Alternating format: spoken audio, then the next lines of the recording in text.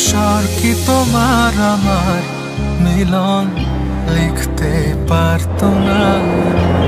এত ভালোবাসি বলেই বোধহয় দূরে সরে যাচ্ছে।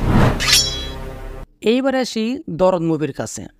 ফাতেমা, আমি তুলু মিয়া, তোমাকে ভালোবাসি, বিয়ে করবে আমাকে?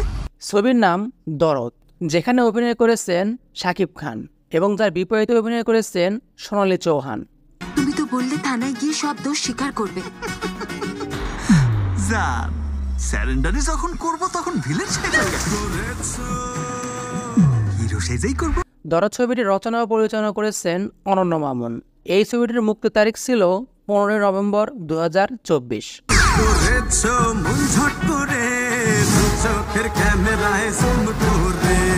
দরদ ছবিটি বাংলা ভাষা নির্মাণ করা হয়। এই ছবির বাজেট ছিল 6 থেকে 7 কোটি টাকা, যা থেকে আয় করেছে 15 কোটি টাকা। এইবার আসি দরদ ছবির মূল গল্পে। ফাতিমা, তুমি ভুল বুঝতে